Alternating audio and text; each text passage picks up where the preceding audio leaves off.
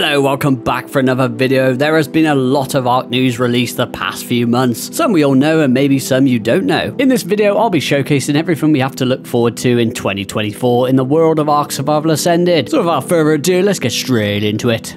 Well, this was an announcement I don't think any of us were expecting. Aberration was only out for a week and they're already announcing a release date for the next story map. So who knows when we will see the fan favourite map of Ragnarok. However, Extinction is a great map and is definitely a favourite of mine. And of course, I love this game, so I am looking forward to December nonetheless, where we will no doubt see a delay or 5, but hey. Emerging from the adrenaline of Aberration Ascended, we're eager to announce the next thrilling chapter in the Ascended saga, Extinction Ascended. Launching December 16th, whether you're a veteran or new player, Extinction is where the Ark story reaches its climactic battle for survival. Set in a ruined Earth, overrun by titanic creatures, survivors must scavenge, build, and tame powerful allies to face the ultimate challenge, the colossal titans. Get ready for the fight of your life in this vast post-apocalyptic world. The tech-themed, element-fueled map of Extinction is right around the corner, releasing this year on December the 16th, which if by some miracle there are no delays, will most definitely be the perfect Christmas present.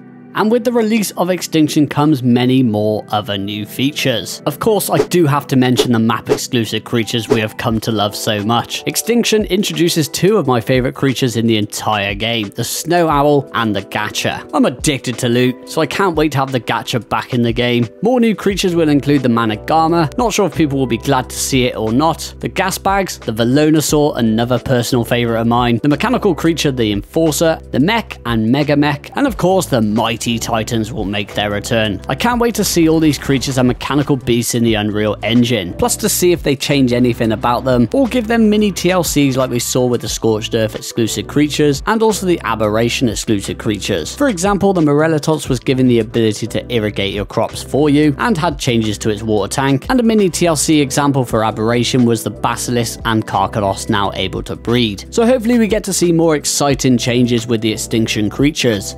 Speaking of titans, the Titan Killer will also be unleashed, which is the Dreadnoughtus, which from reading the dossier sounds like a true Titan Killer. This massive beast lives up to its name, taking on only the biggest threats. With a platform saddle large enough to carry your artillery and the ability to spit acid-coated projectiles, the Dreadnoughtus will be your ultimate ally for taking on the Titans of Extinction. It really does sound like an absolute beast of a dino, and I'm really excited to see this one in the game. I am all for adding giant herbivores to the game like the Dreadnoughtus, and I am very intrigued to know if it is really as strong as it sounds. I can imagine there will no doubt be a difficult taming process for this one. Well, we'll be finding out in just a few months' time, assuming it doesn't get delayed to next year, of course. TEK Creatures will also make their return and should be spawning on all maps after the release of Extinction, and I have seriously missed these variants spawning in our world. But if you didn't know already, they spawn at a 20% higher level, for example on a server or official servers where the max wild creature level is 150, TEK Creatures will spawn up to level 180 in the wild. They have a 5% chance to spawn instead of their vanilla counterparts, so these creatures are great options to hunt down for those higher and better stats. But of course you can only breed TEK Creatures with TEK Creatures and not their vanilla versions. Unlike their normal counterparts, TEK Creatures can be harvested for electronics, element dust, oil and scrap metal. I would always have a male parasaur and tame up a bunch of females, pop out a load of babies, let them fully grow up and slaughter them all for all those tasty resources. Poor parasaurs, but it feels so good and so bad at the same time. So I'm glad this is going to be back in the game.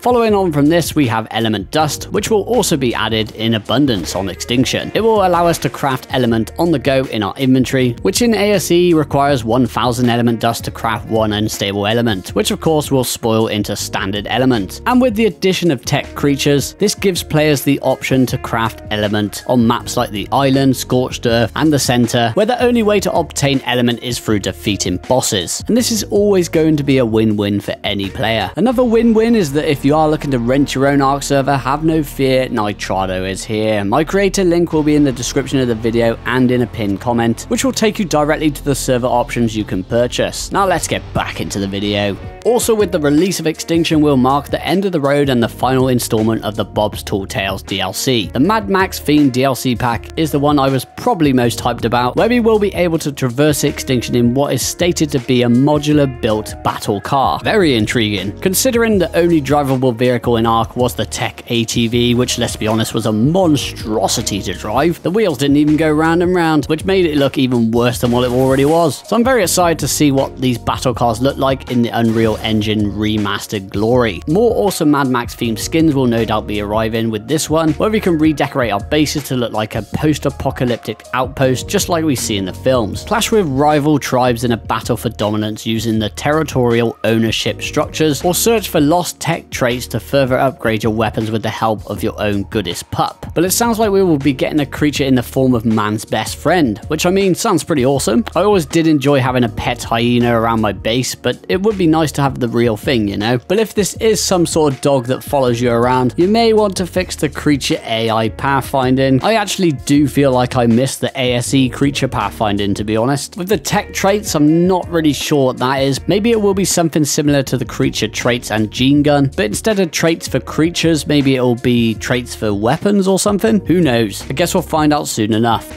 Moving on to more exciting news released in the community crunch from the past few months, the Unreal 5 engine upgrade. Yes, the most anticipated upgrade to Ark Survival Ascended we will see to date. And let's be honest, this game is in definite need of some much improved optimization. So I really hope this upgrade will be a huge step in the right direction. And this is set to release between the 15th of October and 15th of November. And it can't come soon enough, I'll tell you that.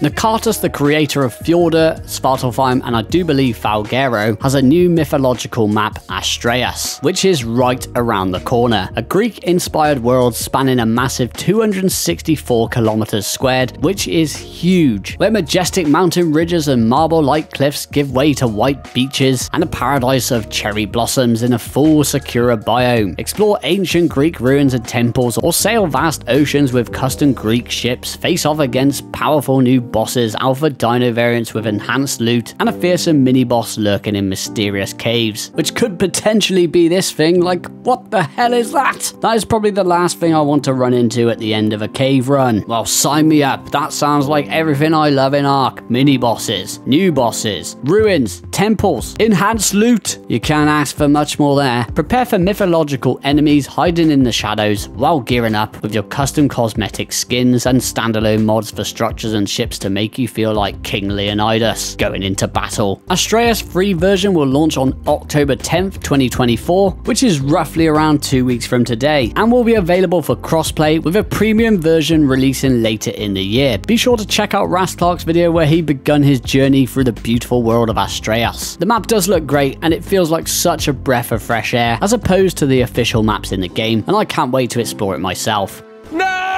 On the subject of mob maps, there is also another map on the horizon, which I am extremely excited for. This comes from the mod team that brought us the amazing mod map for Glar, which for me is honestly one of my favorite mod maps that directly competed with Svartalfheim. It is Atlantis, which from just going off the image and from what I have read up in the Discord is going to be a map based around and within the ocean. As you can see, there are structures inside the ocean here. Of course, this is an AI generated image, but this is the image they are using to advertise the map, and if the premise is anything like the image, then we're in for a treat. We could be witnessing something we've never seen before in Ark. I've always loved ocean exploration in Ark, but sadly as of now the island map is the only map that really welcomes ocean exploration, as it features potentially 2 of the hardest caves in the game. I really hope it brings that much needed life to Ark's oceans, something that has been missing in Ark ever since ASE released. What I will say though is that if this map is fully underwater, then we need the water to be somewhat clearer than the current ocean water in Ark, and you can barely see anything underwater if I'm being honest. So I do hope that gets addressed. Ideally, you want it to look something like this. This is